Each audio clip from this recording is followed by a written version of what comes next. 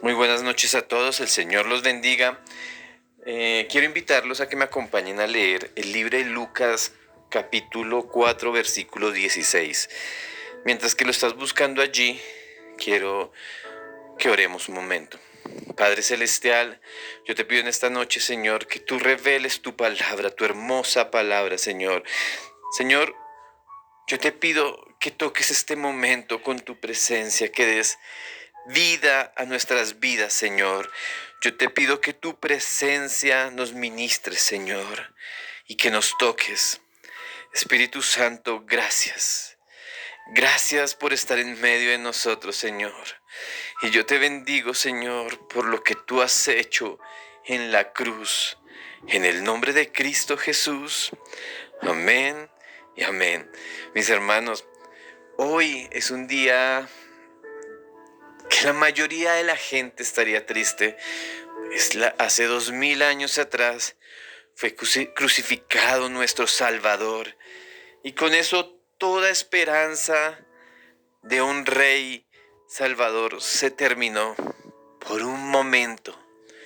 Porque el tercer día Él resucitó y nos dio victoria. Así que quiero que estés animado en esta Semana Santa porque Dios hará cosas grandes y poderosas por ti. Quiero que me acompañes a Lucas 4:16. Vino a Nazaret, donde se había criado, y el día de reposo entró a la sinagoga conforme a su costumbre, y se levantó a leer, y le dieron el libro del profeta Isaías. Y habiendo abierto el libro, halló el lugar donde estaba escrito: El Espíritu del Señor está sobre mí, por cuanto me ha ungido para dar las buenas nuevas a los pobres. Me ha enviado a sanar al quebrantado de corazón, a pregonar libertad a los cautivos y vista a los ciegos, a poner en libertad a los oprimidos, a predicar el año agradable del Señor. Y enrolló el libro y se lo dio al ministro y se sentó. Y los ojos de todos de la sinagoga estaban fijos en él. Y comenzó a decirles: Hoy se ha cumplido estas escrituras delante de vosotros. Y todos daban buen testimonio de él, y estaban maravillados de la palabra de gracia que salía de su boca, y decían: ¿No es este el hijo de José? Quiero repetirles esta parte para que no la olviden. Y todos daban buen testimonio de él, y estaban maravillados de la palabra de gracia que salía en su boca. Amén. Amén. Bueno, este Jesús al cual yo hoy estoy predicando, quiero contarte algo bastante importante para mí. Jesús había nacido en una ciudad diferente, en Judea, y se crió en Nazaret. Nazaret era una ciudad, pero tengan en cuenta, en ese tiempo esta ciudad no eran grandes, ninguna ciudad era grande, así que aproximadamente tenía una cantidad de habitantes entre 1600 a 2000 personas. Para que te hagas una idea, si tú vives en un barrio normal, en cada piso de una casa de 3 pisos podrían vivir 4 personas: papá, mamá, hijo e hija. En esa casa de 3 pisos, viviendo 4 personas por piso, estaríamos hablando que habrían 12 personas. ¿Ok? Si la cuadra hubiesen solamente 10 casas, en esa cuadra vivirían 120 personas.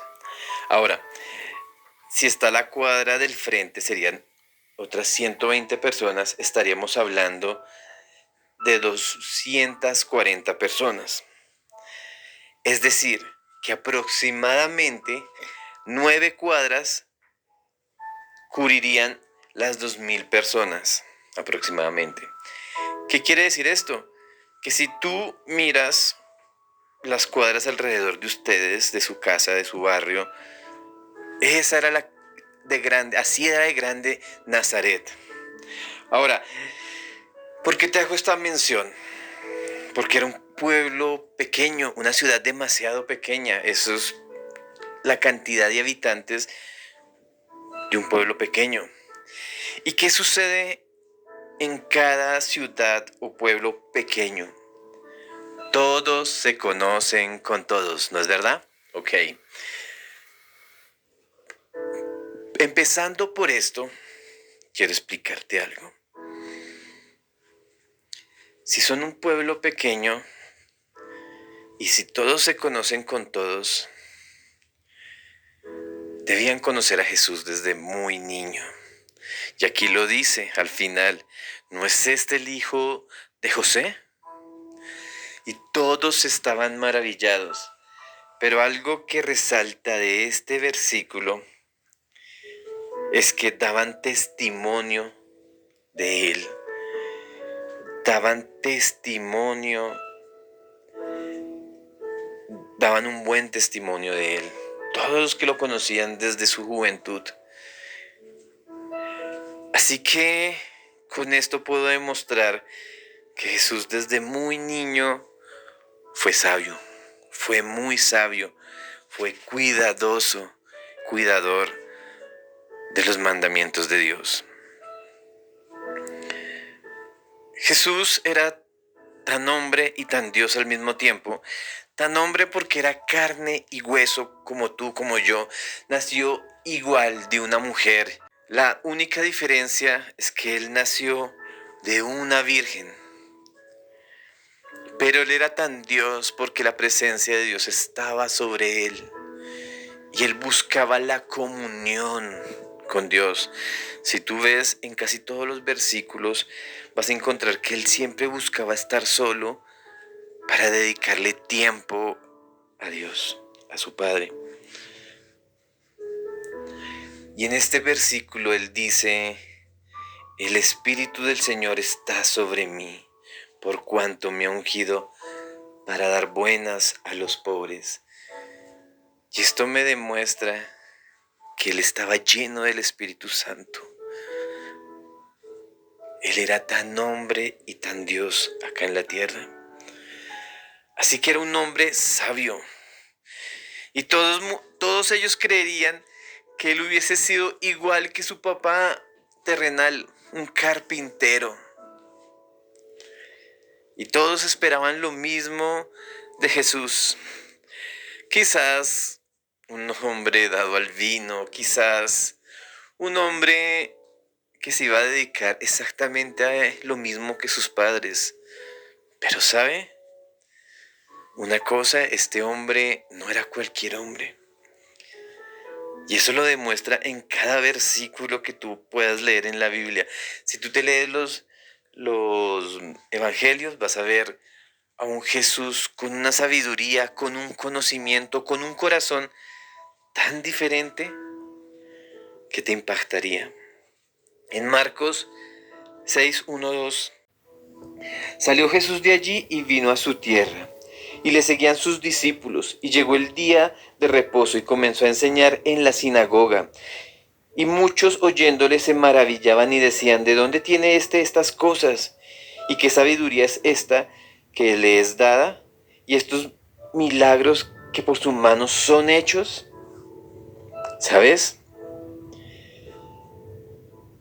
Ellos se maravillaban de la palabra que había en su boca, de la sabiduría que Dios había levantado sobre él. Pero también se maravillaban de los milagros. Y yo me hago una pregunta. Ellos habían visto el poder de Dios en muchos momentos en su vida. Su historia es una historia de milagros. Y creo que no me equivoco cuando te puedo decir hoy que ningún país ha visto tantos milagros como Israel. Ellos vieron el mar abrirse en dos columnas, uno a la izquierda y el otro a la derecha. Ellos vieron descender del cielo maná, eso nadie lo ha visto. Ellos vieron cómo Dios se levantó y juzgó una nación para sacar a su pueblo, colocando sobre ellos plagas, como ellos no podían ver los milagros de Dios. Si vivían alrededor de milagros, vieron a un gran profeta de Dios orar y caer fuego del cielo y consumirlo todo. Ellos vieron cuando estaban allí tomando su tierra, gritaron y todos los muros de esa gran muralla de Jericó cayó. Y había visto tantos milagros. Es más, en ese mismo sitio, en esa misma hora cuando Jesús estaba predicando, había un lugar, había un estanque, el estanque de Betesda. Y si ustedes leen la Biblia, saben que ese estanque de Betesda surgían milagros. Una vez al año, un ángel descendía del cielo y movía las aguas. Y cuando se movían las aguas y él se iba, el primero que se entrara en esas aguas era sano. Realmente no era un estanque, eran dos piscinas gigantes en su tiempo que habían en Jerusalén. ¿Cómo ellos se podían maravillar de los milagros si vivían de milagro en milagro? Así que yo empecé a mirar y en todo lo que yo veía, él demostraba ser diferente.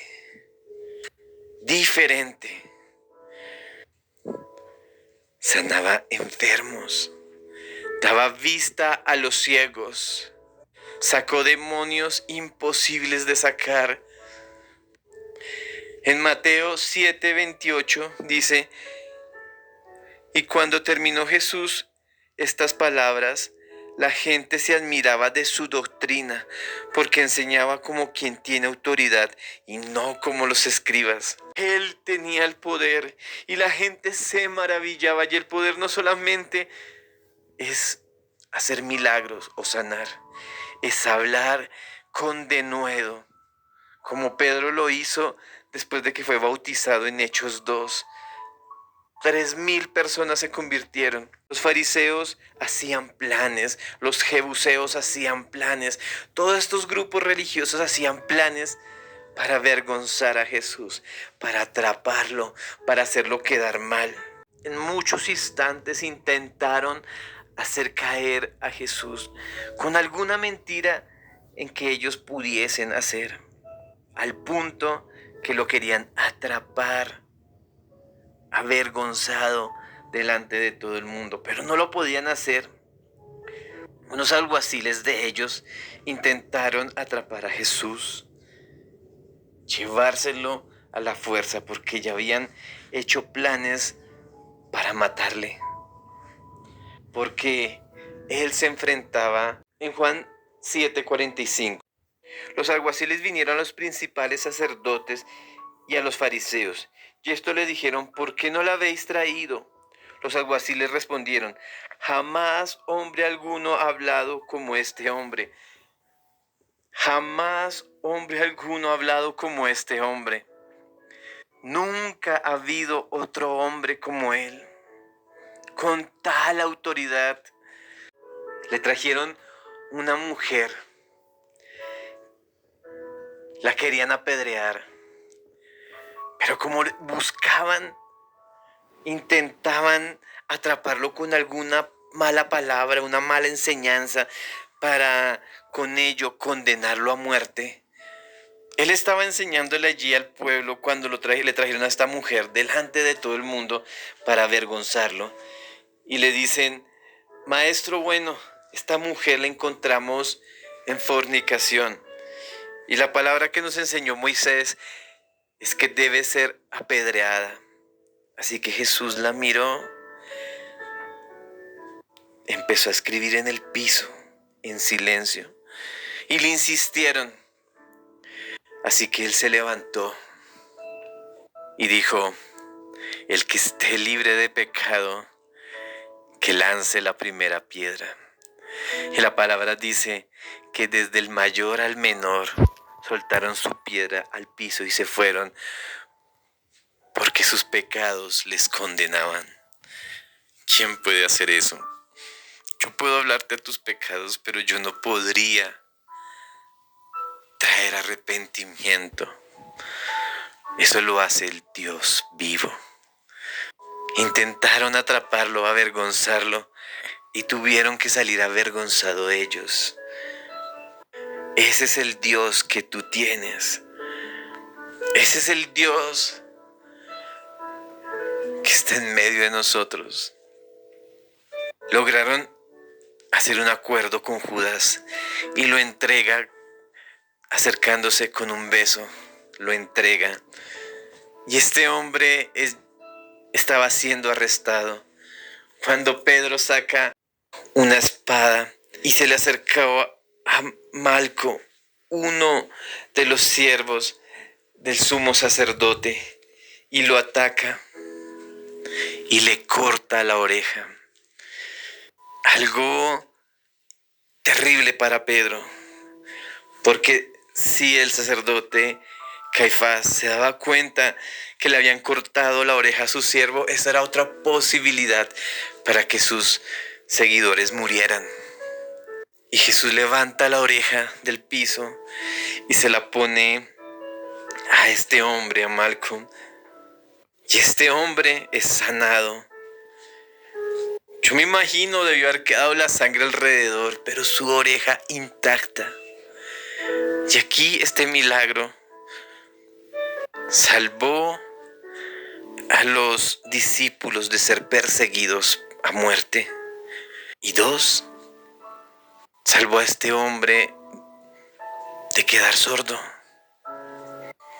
Así que Jesús se le acerca a Pedro y él le dice: vuelve tu espada a su lugar, porque el que a espada mata, a espada muere. Yo les parafraseo. ¿Acaso piensas que no puedo ahora orar al Padre y Él me dará más de 12 legiones de ángeles? Jesús sabía que si Él oraba al Padre y Él decía: Señor, no quiero hacer esto, el Padre enviaría 12 docenas de ángeles. ¿Tú sabes? Un solo ángel atacó a todo un pueblo, a Sodoma y Gomorra, y con un solo golpe los dejó ciegos a todos. Una pequeña población como Jerusalén, con 12 docenas de ángeles. Ahora yo te quiero hacer una pregunta. Quiero saber si podría hallar respuesta a esta pregunta delante tuyo. Si Él era tan sabio, si Él era tan sabio y tan entendido, ¿cómo permitió ser juzgado en el juicio más injusto que ha habido en el planeta Tierra? Después de que lo atrapan, lo llevan al Sanedrín y están allí todos los sacerdotes, el sumo sacerdote, buscando qué decir para avergonzarlo, para hacerlo reo de muerte. Así que salían muchos testigos falsos diciendo cosas, pero ningún testigo confirmaba la mentira del otro. En la estupidez humana intentaban avergonzar a Dios. Es muy triste. ¿Cómo un hombre podría avergonzar al Todopoderoso? ¿Cómo podría hacerlo reo de muerte? No podían. Lo intentaron todo el tiempo hasta que dice la Biblia que ellos se apartaron, no quisieron seguir atacándolo en público porque los hacía quedar mal a todos. Y esa noche no era la excepción. Todos intentaron dar testimonios falsos y todo testimonio falso se contradecía. Así que Jesús les tuvo que ayudar.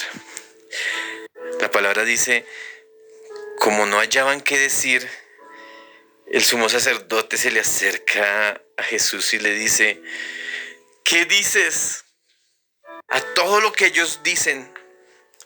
Y la Biblia dice que él guardaba silencio.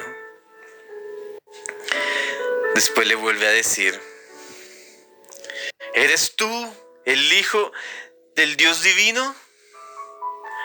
Y Jesús les dice, yo soy.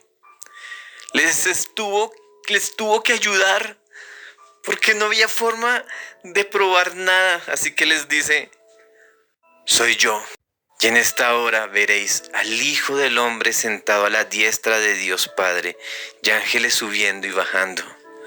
Así que el sumo sacerdote rompe sus vestiduras y dice, ¿qué más necesitamos? ¿Habéis oído? Y todos decían, crucifíquelo, crucifíquenlo. Le pusieron un paño en la cara y lo golpeaban y se burlaban de él. Decían, profetiza, ¿quién te golpeó? Lo escupieron, lo laceraron y él guardaba silencio.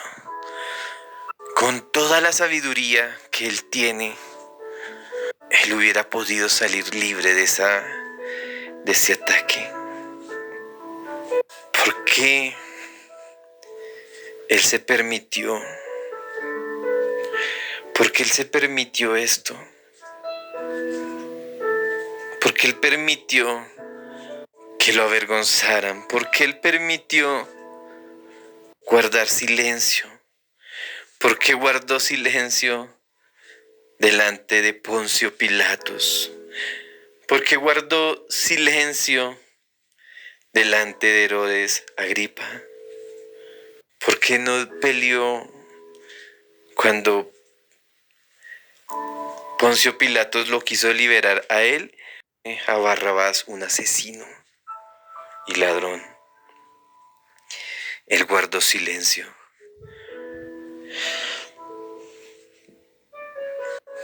Yo solo sé una cosa. Él guardó silencio por amor a ti y por amor a mí. Él guardó silencio por amor a las almas. ¿Yo cómo lo puedo saber? ¿Cómo lo puedo entender así? Bueno, él sabía que él podía salvar más almas haciendo esto que viviendo toda una vida de devoción a Dios. Así que en la cruz, estando allí siendo crucificado, uno de los ladrones que estaban al lado de él se empieza a burlar con todos los que estaban allí. Sálvate y sálvanos a nosotros si eres el Hijo de Dios, le gritaba. Y el otro le dice, cállate. Nosotros dos hemos hecho mal, pero ¿él qué ha hecho? Y le dice, Jesús, acuérdate de mí cuando estés en tu reino.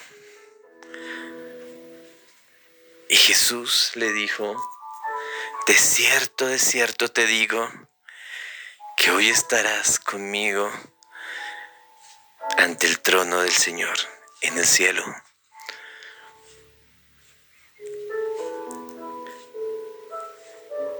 Él tenía que salvar a ese hombre. Tenía que sufrir para salvar a ese hombre, para salvarte a ti.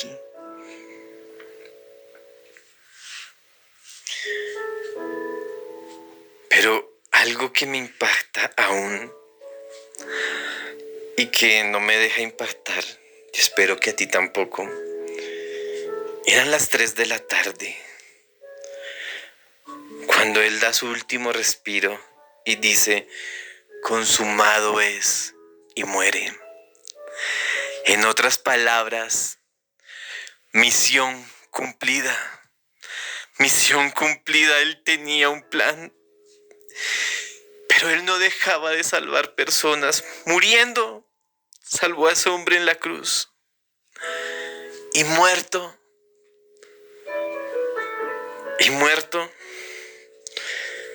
salvó a otro hombre. No sé si sabías. Pero eran las 3 de la tarde cuando muere. Así que la oscuridad en la ciudad se vuelve increíble. Nunca antes hubo tal oscuridad. Un poeta ese mismo día dijo: el cielo se ha entristecido acá a causa de esa oscuridad que veía. Hubo un terremoto. Los muertos se levantaron, se abrieron las fosas y los muertos se levantaron. Se rasgó el velo desde arriba hacia abajo, dándonos cercanía al Padre. Después les explicaré eso. Y estando muerto allí,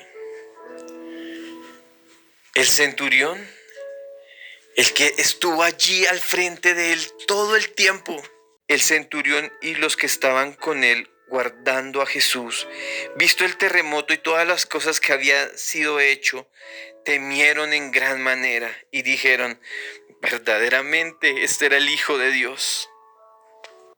Allí había un centurión, y esa palabra centurión es jefe de 100 soldados.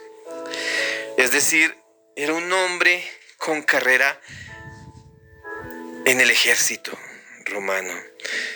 Y quiero decirte que el ejército romano no es cualquier ejército. Era el más perverso que había habido, y eso lo corrobora la historia. Era perverso. Hicieron crímenes terribles sobre las personas. Las muertes de cada hombre eran tortuosas. Pero ¿qué fue lo que sucedió? Pues él había visto muchísimas ejecuciones. Él vio muchos hombres morir. Su espada debe contar millones de personas que debieron haber muerto por su mano. ¿Qué sucedió allí? ¿Qué sucedió? Me pregunto. Para que este hombre fuera quebrantado y dijera: verdaderamente este es el Hijo de Dios. De este hombre no se sabe nada en la Biblia. Solamente cuentan la historia aquí y ya. Pero hay una tradición judía que habla de él. Este hombre se llamaba Leginos.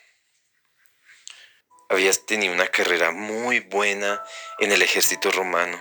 O sea que era un hombre muy hábil. Pero en el momento que ve morir a Jesús y dice esto, renuncia al ejército romano. Se dice que él fue el que le hirió el costado para verificar si él estaba muerto. Él renuncia al ejército romano y este hombre duro se convierte en un predicador de Jesús. Se dice que él andaba con esa lanza como demostración que con esa lanza él mismo atravesó a Jesús. Se dice que él evangelizó toda Cesarea y Capadocia, y que después de un tiempo fue atrapado por los romanos, juzgado y hecho un mártir. Este hombre entregó su vida a Jesús, a sus caminos. A este hombre le cortaron la cabeza por no negar a Jesús. ¿Quién más hubiese podido hacer eso sino Jesús? Un hombre que nunca caminó con Jesús. Un hombre que nunca compartió nada excepto sus últimas 6 horas de vida, de dolor, de tortura. Un hombre que había sido enseñado a ser un guerrero. ¿Sabes? Solo Jesús pudo haber hecho eso. Y hoy estás tú aquí escuchando este pequeño predicador. Que de mí no podrían decir lo mismo que Jesús, dar buen testimonio de él. Muchos podrían decir, Juan, ese muchacho no era el borracho, el que se la pasaba de rumba todos los fines de semana desde su juventud, predicando. Terrible. ¿De verdad? Pero sabes, de él nadie pudo decir nada en contra de él. Todos decían y se maravillaban de él. ¿Qué sabiduría tienes, Jesús? Y hoy esa sabiduría te está tocando a ti. Esa sabiduría de ese carpintero que sin tener Instagram, que sin tener Twitter, que sin tener Facebook, tiene más seguidores que cualquier red social. Un humilde carpintero se levantó y hoy sabemos que él partió el mundo en dos. Los historiadores lo saben muy bien. Los historiadores hablan antes de Cristo y después de Cristo. Mi vida, mi historia también fue partida por él. Hay un antes de Cristo y un después de Cristo. Yo quiero que ese antes de Cristo sea hasta hoy. Y que a partir de este momento empiece un después de Cristo en tu vida. Así que te quiero invitar que te pongas de pie allí donde estás. Quiero que cierres tus ojos. Quiero que cierres tus ojos en esta hora. Y quiero que le digas al Señor, Señor Jesús, hoy vengo delante de ti. Vengo a presentarte mi vida. Hoy te reconozco como mi Señor y mi Salvador. Hace 2000 años atrás te entregaste por mí en la cruz. Pero al tercer día resucitaste. Y hoy estás sentado a la diestra de Dios Padre. Hoy te reconozco como mi Señor y como mi Salvador. Anota mi nombre en el libro de la vida y no lo borres jamás. Hoy me entrego a ti. En el nombre de Cristo Jesús. Amén y amén. Hoy es un nuevo amanecer para ti. A partir de este momento puedes decir, tengo un antes y un después. Si esta enseñanza te gustó, me gustaría que me apoyaras con un like. Apóyame con ese like, porque necesitamos llegar a todo el mundo a contar de ese maravilloso Jesús que murió por nosotros. Hay mucha gente que no lo conoce, ¿sabías eso? Y con tu like podríamos llegar a otros. Me gustaría que te suscribieras a este canal, porque toda la semana subimos mensajes nuevos. Y me gustaría que fueras el primero en escucharlo. Así que activa también esa campanita. Déjame en los comentarios qué te pareció esta enseñanza. Y te pido que lo compartas. Con esto podremos llegar al mundo entero y cumplir la tarea que Jesús nos dejó antes de irse. Cuando Él se estaba yendo, dijo que seríamos testigos y llevaríamos el Evangelio a toda criatura. Y esta es tu oportunidad. Dios te bendiga y espero que pases una feliz noche. Bendiciones.